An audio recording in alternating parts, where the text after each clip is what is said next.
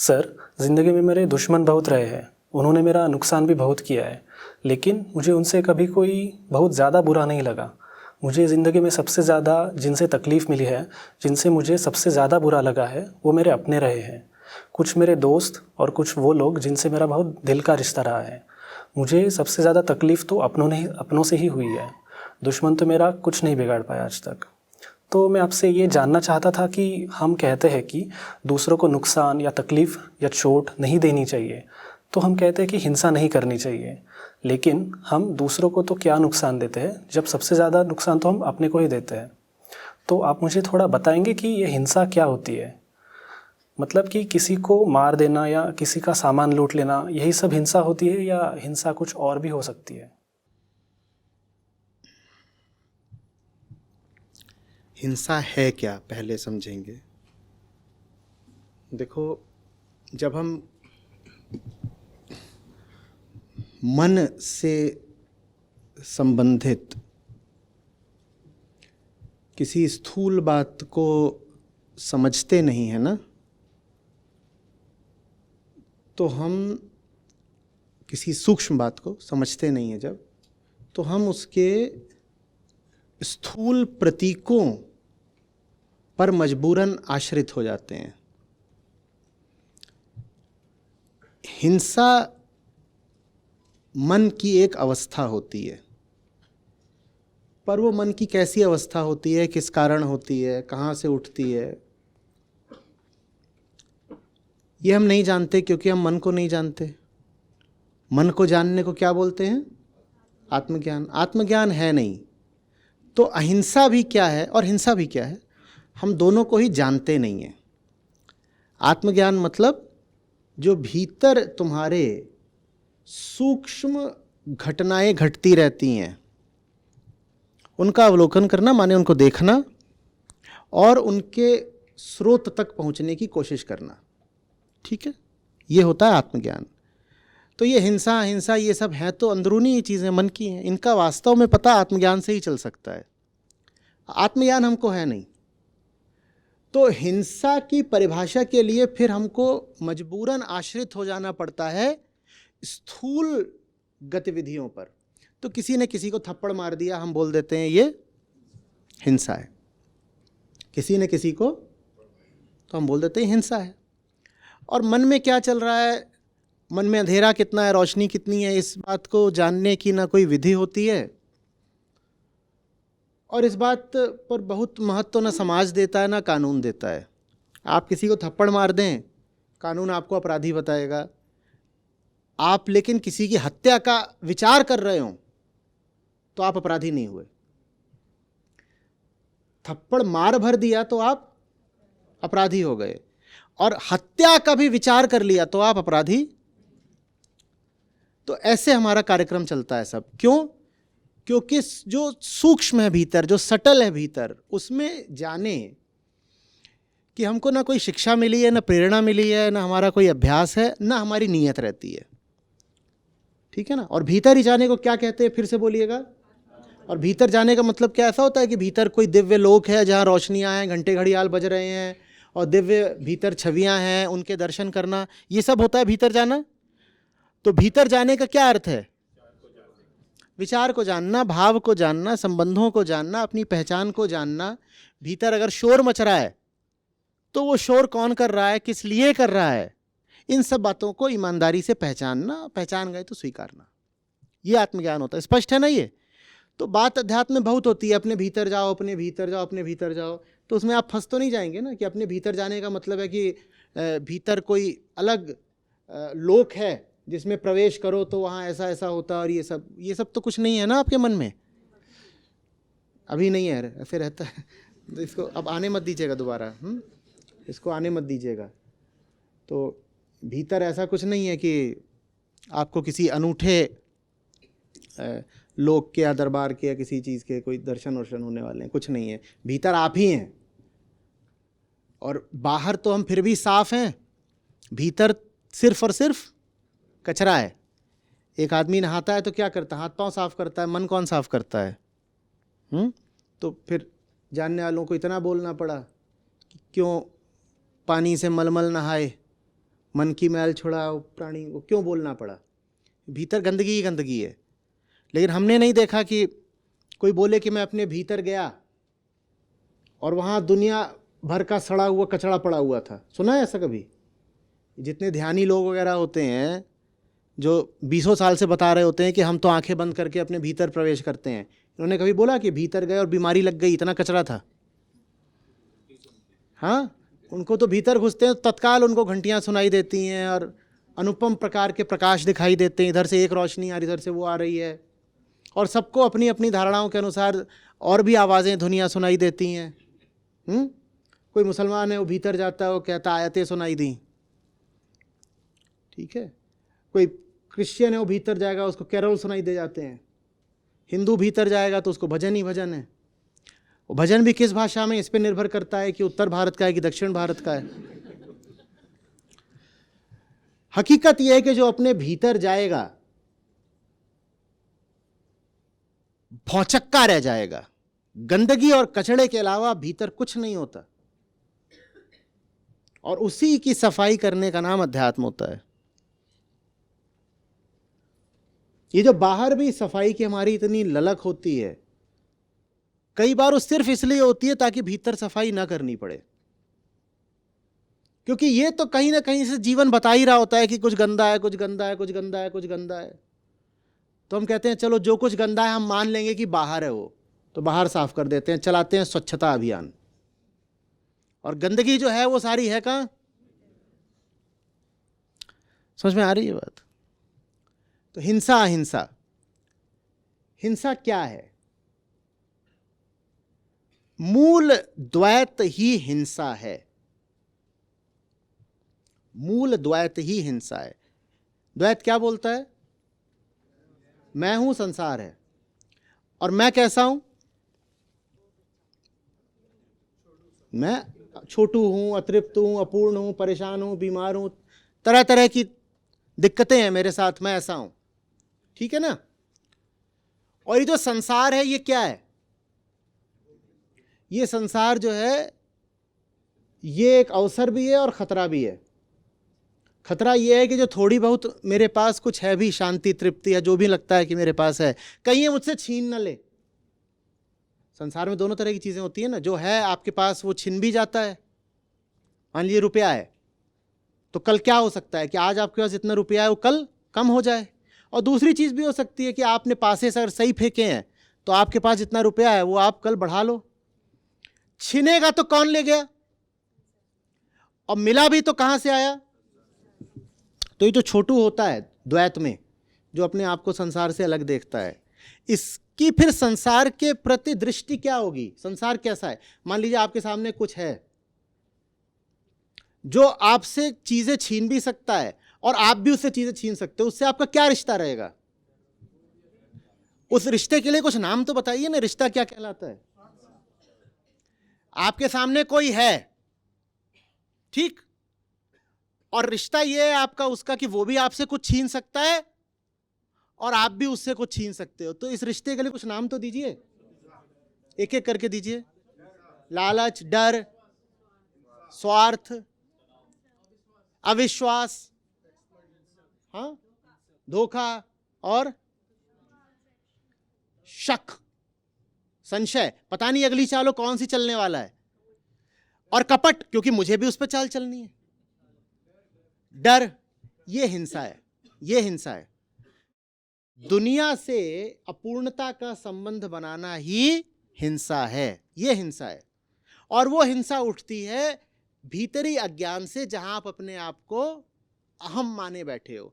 अब ब्रह्म अपने आप को जानते ही नहीं ना, और अहम जो अपने आप को मानेगा उसकी मजबूरी हो जाएगी दुनिया से छल, कपट, शक, धोखाधड़ी, नोच खसोट का रिश्ता ही बनाना पड़ेगा उसको, और कोई रिश्ता नहीं हो सकता।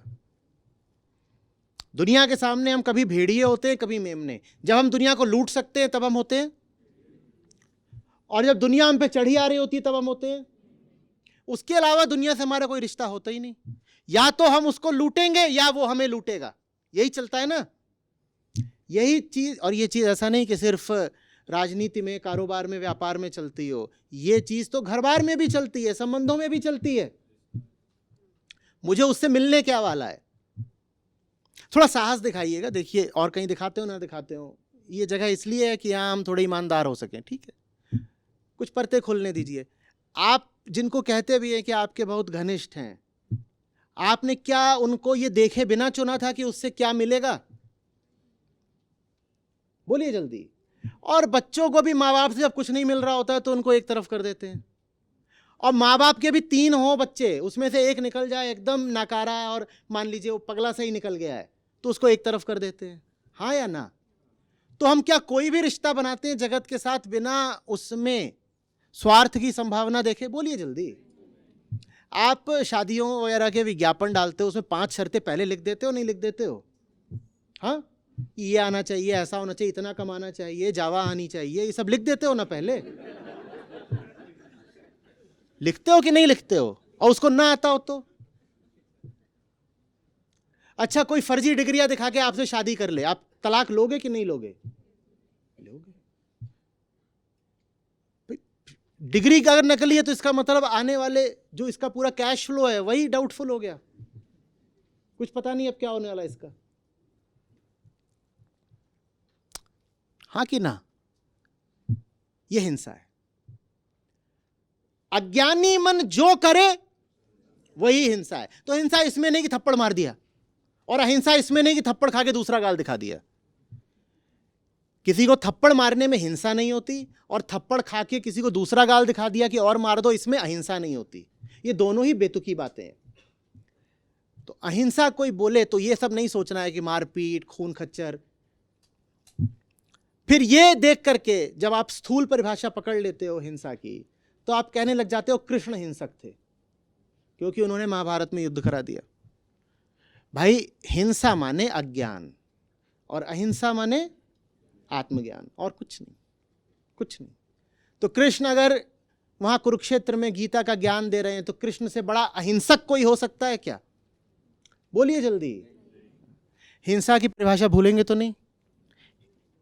अज्ञान ही हिंसा है और आत्मज्ञान ही, और कुछ नहीं होता। तो ये थप्पड़ मारना, घूंसा मारना, गाली देना, इसका हिंसा से कोई अनिवार्य संबंध नहीं है। हालांकि संभावना है, संभावना ज्यादा यही है कि जो जितना अज्ञानी होगा, जो जितना अज्ञानी होगा वो उतना ज्यादा खून खच्चर में विश्वास रखेगा, वो उतना ज्यादा गाली गलौज में विश्वास रखेगा। तो अगर कोई, मैं ये नहीं कह रहा हूं कि अगर कोई आपको रक्तपात करता दिखे तो इसका मतलब ये है कि वो हिंसक नहीं है। संभावना यही है कि अगर रक्तपात कर रहा है तो अज्ञानी भी होगा। वो हिंसक हो गया इस कारण नहीं कि उसने रक्तपात करी, इस कारण क्योंकि रक्तपात का संबंध अज्ञान से है। समझ रहे बात को? तो कोई किसी का खून बहा रहा है, इस कारण वो हिंसक नहीं हो गया, पर संभावना ये है कि वो हिंसक ही होगा, क्योंकि अगर वो ज्ञानी होता तो कम संभावना होती कि खून बहाता। पर ज्ञान में भी खून बहाया जा सकता है, जैसा कि महाभारत में हुआ है। कुरुक्षेत्र में खून बहा है। हाँ, कब बहा है? जब ये 18 अध्यायों का आत्मज्ञान अर्जुन को दे दिया गया तब खून बहा है। तो खून बहना कोई आवश्यक लक्षण नहीं है, अनिवार्य लक्षण नहीं है हिंसा का। कई बार खून न बहाने में बड़ी हिंसा हो सकती है, कई बार खून न बहाने में बड़ी हिंसा हो सकती है। उदाहरण दिए देता हूं। अज्ञान के कारण मैं अपने आप को देही समझता हूं, अज्ञान के कारण मैं अपने आप को और देह को बड़ा महत्व देता हूं क्योंकि अज्ञान बहुत है मुझ में, और इसीलिए देह को बचाने के लिए मैं खून बहाऊंगा ही नहीं दूसरे का। दूसरा खून बहेगा तो मेरा भी तो बह सकता है। तो अज्ञान के कारण मैं खून नहीं बहा रहा। अब यह हिंसा है क्या? हिंसा है। अज्ञान के कारण, देह भाव के कारण मैं खून नहीं बहा रहा। ज्यादातर लोग जो खून नहीं बहाते वो इसीलिए नहीं बहाते क्योंकि उन्हें डर होता है कि उनका भी बहना जाए कहीं। तो अज्ञान और देह भाव के कारण मैं खून नहीं बहा रहा। कहिए हिंसा है क्या? हिंसा, यह हिंसा है। तो कई बार जहां दिखाई दे कि लोग मुस्कुरा रहे हैं, गले मिल रहे हैं, वो सब कुछ हो सकता है उसमें घोर हिंसा हो। बिल्कुल हो सकता है कि बहुत मुस्कुराहटों से लोग मिल रहे हैं एक दूसरे से, घोर हिंसा हो सकती है उसमें। और यह भी हो सकता है कि जहां वास्तव में सत्य के लिए लड़ाई लड़ी जा रही हो और खून बह रहा हो, वहां कोई हिंसा ना हो। तो सिर्फ इसलिए कि कोई किसी से लड़ बैठता है उसको हिंसक नहीं कह सकते, और सिर्फ इसलिए कि कोई जिंदगी भर किसी से लड़ा ही नहीं उसको अहिंसक नहीं कह सकते। फिर बोलिए, हिंसा माने, और कोई बोले कि अहिंसा बड़ी बात है, तो उसने बिल्कुल ठीक बोला, लेकिन अहिंसा बड़ी बात तभी है जब अहिंसा माने आत्मज्ञान। आत्मज्ञान के बिना अहिंसा नहीं हो सकती। किसी के आत्मज्ञान में कोई रुचि ही ना हो और बोले मैं तो अहिंसक आदमी हूं, गांधीवादी हूं, पगला है। तुमने स्वयं को जाना नहीं, तुम अहिंसक हो कैसे जाओगे? सिर्फ किसी मत का, विचारधारा का पालन करने से कोई अहिंसक नहीं हो सकता। तो दिखावे पे ना जाएं। मुस्कुराते चेहरों में बड़ी हिंसा हो सकती है, अधिकांशतः होती है। मीठी बातों में बड़ी हिंसा हो सकती है, अधिकांशतः होती। और आप अगर ऋषियों संतों के पास जाएंगे तो आप पाएंगे उन्होंने बड़ी कड़वी बातें करी हैं, बड़ी कड़वी बातें करी हैं। आप कबीर साहब के पास जाए, वहां वो किन किन शब्दों में नहीं लताड़ते लोगों को।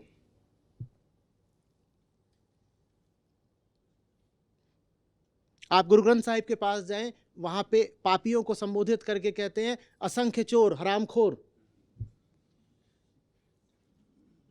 ये प्रेम का प्रदर्शन है, ये अहिंसा है।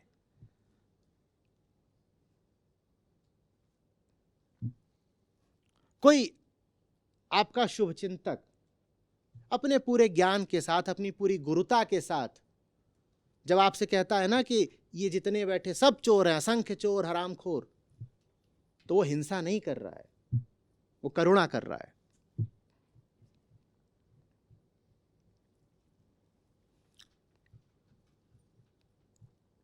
समझ में आ रही है बात? हाँ, कहते लेकिन वो तो ऐसी वाणी बोली है मन का आपा खोए। आप बोल रहे हो कबीर साहब ने सबको लतियाया था, दुत्कारा था, पर उन्होंने तो ये भी बोला था ना, उन्होंने क्या बोला था, क्या खोए? ये आपा क्या चीज होती है? आपा क्या चीज होती है? अहंकार, मन का आपा, आप, मैं भाव, आपा। तो ऐसे शब्द बोलो जो सामने वाले के अहंकार को गिराते हो। उन्होंने चिकने चुपड़े वचन बोलने के लिए थोड़ी कहा है, उन्होंने कहा वो बात बोलो जिससे सामने वाले को थोड़ी बुद्धि आती हो, मन में थोड़ी शुद्धि होती हो। और इनको शीतल करे आपा शीतल। शीतलता क्या होती है वो तब समझ में आएगा जब वेदांत पढ़ाओ, जहां कृष्ण बोलते हैं विगत ज्वर हो जाओ, और ज्वर माने ताप, और कबीर साहब बात कर रहे हैं शीतलता की, सीधा संबंध है वहां पर। और ज्वर कहां से आता है? जब अहम प्रकृति से एक हो जाता है तो ताप उठता है भारी। ठीक वैसे जैसे जब आप किसी को वासना की दृष्टि से देखते हैं तो पाया शरीर गर्म हो जाता है। जब अहम प्रकृति से लिप्त होता है तो उत्तेजना, ताप उठता है। विगत ज्वर होने का मतलब है प्रकृति से बहुत लेना देना नहीं। ये शीतलता होती है। शीतलता ये नहीं होती कि ऐसी मीठी बात बोल दी कि वो एकदम फूल गया, तुम ही तो हो। हाँ, वो बोल रही है साहब को कि तुम 7 देशों के बादशाह हो, वो उनको बोल रहे तुम 100 लोगों की रानी हो, रूप की रानी हो। ये देखो, यही तो समझाया था संतों ने, और इनको शीतल करे आपो शीतल हो। दोनों शीतल हो गए, साहब बीवी दोनों शीतल हो गए एकदम। वो बादशाह हो गए, वो बेगम हो गई, मलिका हो गई। अब क्या दिक्कत है? तो ये होता है जब हम स्थूल जीवन जी रहे होते हैं और ग्रंथों के और गुरुओं के वचनों का भी स्थूल अर्थ कर लेते हैं। वहाँ कुछ स्थूल नहीं है, वहाँ बात सिर्फ मन की होती है। कल भी कहा था, कोई अगर आपको सूत्र मिले, बात मिले, या कोई धार्मिक कथा मिले जिसमें इन 3 के अलावा कुछ भी और हो, तो जान लीजिएगा वो बात धार्मिक नहीं है। कौन से 3? अहम, आत्मा, प्रकृति।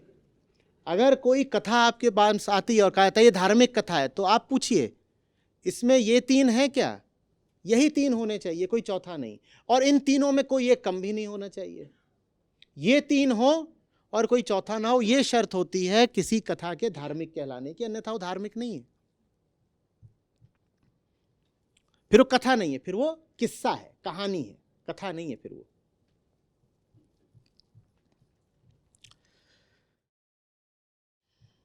हिंसा हिंसा का मामला कुछ खुला? इसमें अभ्यास वाली बात मैंने नहीं संबोधित करी है, वो स्पष्ट हो गई अपने आप ही, या उसमें भी बोलें? मेरा सूत्र बढ़िया, इतना सारा बोल दो कि कोई विकल्प ही ना बचे। बोलो नहीं सब आ गया समझ, माफ करो।